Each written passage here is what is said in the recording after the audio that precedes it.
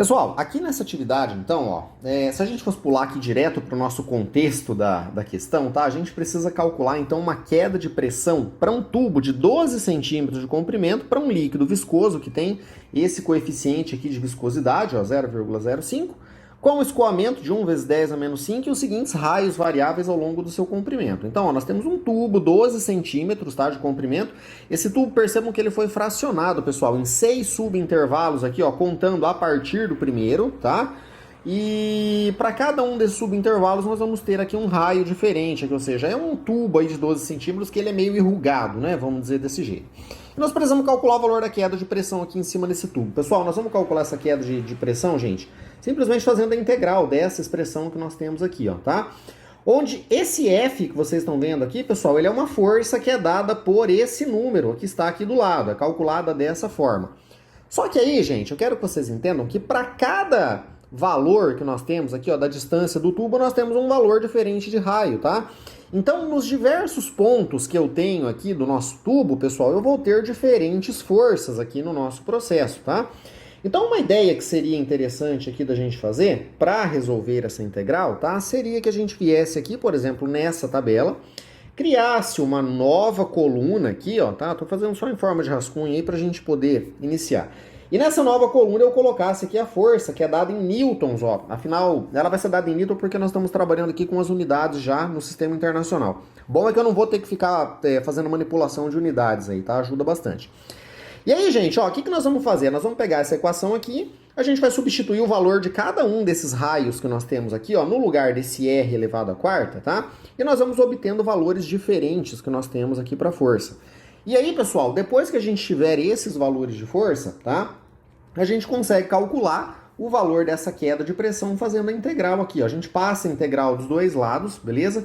A força, pessoal, nós vamos ter vários intervalos para ela e a gente vem aqui e faz a integração em relação a x, fica bem tranquilo. Só que é uma integração numérica, tá? Então vamos começar a escrever aqui essa ideia, tá? Que para a gente então calcular o valor de ΔP, a gente vai vir aqui então e nós vamos fazer a integral, tá? De f e dx, tudo bem? Então, gente, ó, isso aqui vai ficar assim, essa nossa força, ΔP, ela vai ser menos, eu vou colocar o menos do lado de fora aqui para me dar uma ajuda aqui nos cálculos, tá? Ó, integral de 8μ, que multiplica Q aqui, que é a vazão, sobre o valor de π vezes o R elevado à quarta, tá? E aqui nós vamos ter um valor de dx. A nossa missão, então, pessoal, vai ser encontrar essas diferentes forças que a gente tem aqui, ó, e depois utilizar a regra dos 3/8 de Simpson aí, para a gente poder fazer as integrações, tá? Gente, só uma situação aqui. Eu gosto muito, quando eu estou trabalhando aqui com essa integração numérica, de nomear os pontos da seguinte ordem, ó, da seguinte maneira.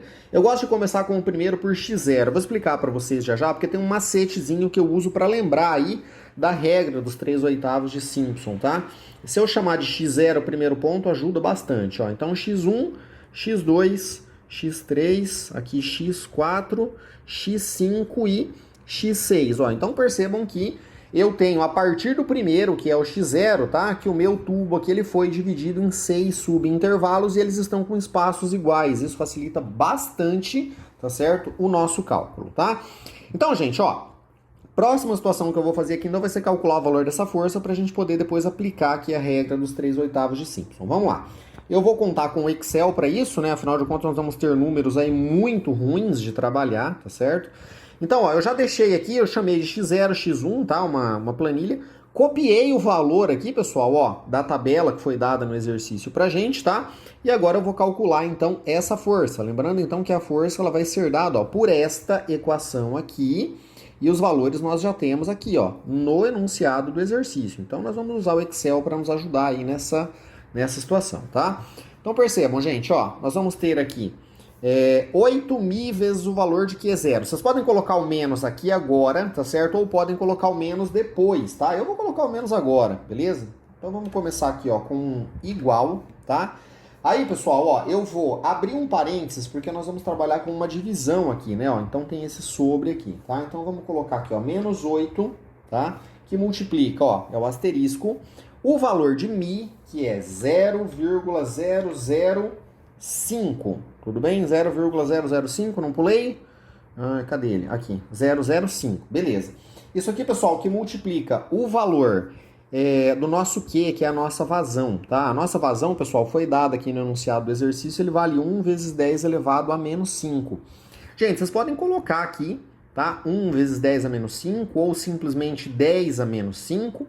Ou se quiserem colocar de forma decimal, pessoal, ó, o número 10 elevado a menos 5 é a mesma coisa que 0,1, 2, 3, 4 zeros e o número 1, tá? 5 casas aqui após a vírgula. Eu acho mais fácil digitar assim, ó, beleza? Então nós vamos colocar aqui, ó, 0, opa, saiu aqui, vamos lá. 0, 1, 2, 3, 4 e o número 1, tudo bem? Então, é o menos 8 vezes 0,05 vezes esse cara aqui, tá?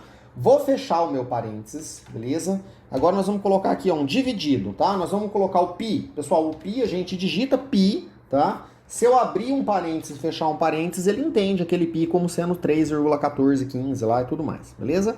Isso aqui, pessoal, que multiplica, ó, nós vamos colocar aqui um asterisco, tá? O valor que eu tenho aqui na minha célula, no primeiro aqui, ó, no nosso R0, tá? Então eu vou selecionar esse cara aqui. Tudo bem, gente? Ah, uma coisa que eu esqueci aqui, e eu não posso me esquecer disso, é colocar parênteses, tá, pessoal? Então, ó, eu vou abrir um parênteses aqui, tá? E eu vou abrir um parênteses aqui na frente também, ó, tá? Então, parênteses dividido por parênteses, tá? E aí, outra coisa que nós não podemos esquecer também, né, pessoal, é que esse B3 aqui, ele é elevado à quarta, tá, gente? Então, ó, se vocês estiverem utilizando no computador, acho que vocês podem utilizar o acento circunflexo aí para colocar um elevado à quarta. Eu estou utilizando um Excel aqui, que ele é para Android, então ele não se comporta muito bem assim. Então, eu posso vir aqui fazer da seguinte maneira, eu coloco um asterisco, tá?